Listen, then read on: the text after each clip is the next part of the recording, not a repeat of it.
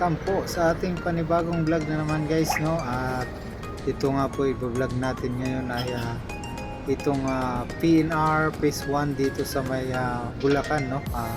Dito sa may part ng Marilao. At kung saan ay sisilipin nga natin ito, yung mga kaganapan dito, at syempre atin na rin aalamin kung ito ba ay yan, ginagawa, tuloy-tuloy pa rin yung paggagawa, kasi may ano tayo, no? May naririnig tayo mga balilita na parang hindi na nga po ito matutuloy, pero syempre hindi tayo maniniwala sa mga naririnig lang natin. Syempre kailangan natin to may vlog. So ayan, makikita naman natin ngayon guys, no, na talagang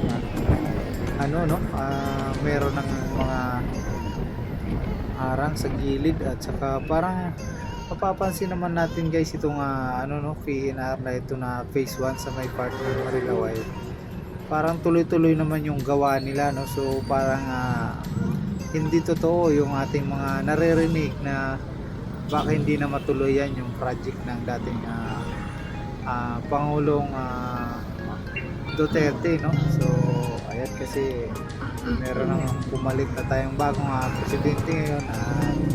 Ayan, kasi minsan di ba sa mga bagong presidente na pumapalit, minsan yung mga project na ganyan minsan hindi na tutuloy dahil syempre may pinupush din sila yung project nila. So ito sisilipin natin kung talagang tuloy-tuloy yung project na ito, at maraming pagbabago na ba dito. So ayan, kung mapapansin naman talaga natin guys, itong mga project nito ay PNR dito sa may Phase 1 ng Marilao, Bulacan. So manggagaling nga po itong PNR na to, galing ng Clark, Pampanga, no, hanggang Calamba, Laguna, at ito ay merong 147 kilometers, at ito ay merong 36 station, magkakaroon ng 36 station. So ayan guys, mapapansin natin sa mga gilid ng no,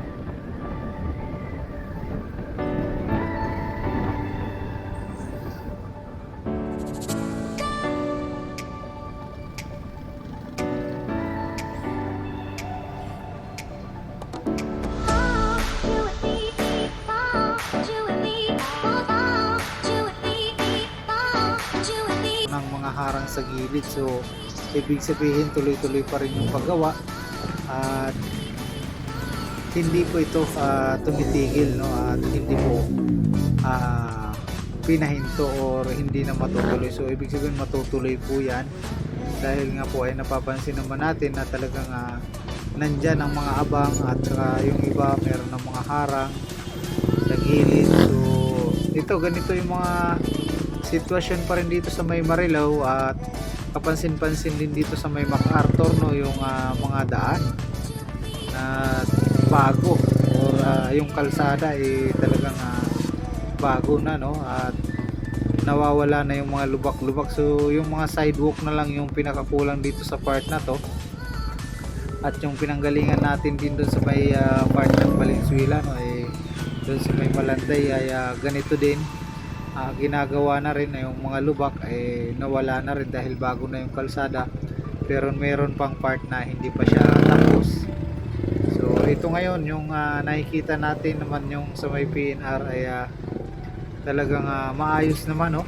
Talagang makikita naman natin na talagang tuloy-tuloy yung paggawa pa rin nila, at hindi pa rin naman pinapahinto siguro. Ito kasi talagang makikita mo yung may kabuuhan na, no?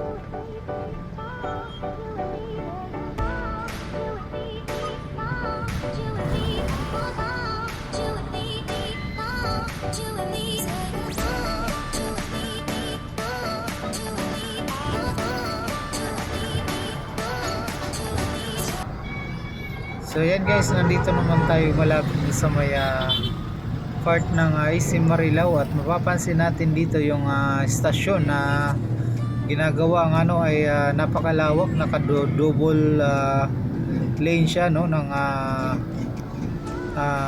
tawag nito, yung pinaka railings niya, no, railings, kaya talagang naka-double siya. At ayan, siguro magkakaroon nito ng pinaka ano, no, yung pinaka terminal niya, no, ay magkakaroon ng mall sa baba, yung pinaka terminal niya, kasi dikit siya ng SM yan.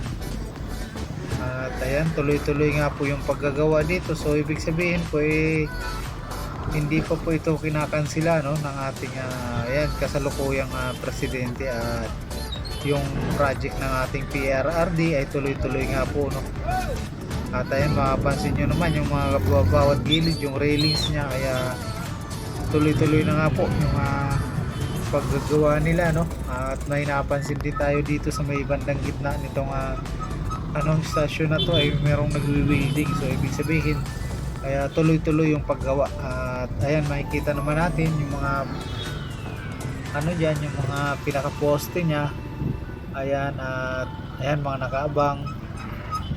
So ibig sabihin ito ay patuloy nga po na ginagawa dito guys, no. So yun, sa mga bago pa lang dyan sa ating channel at gusto nyo mapanood pa yung mga ibang video natin ng part ng ibang lugar ng Bulacan, Valenzuela, o kung saan man yan lugar ng ating Pilipinas, ay makapag-vlog tayo ng mga kagaya nito or ano pa mga kaganapan sa Metro Manila at saka sa buong NCR at sa iba pa. So yun guys, thank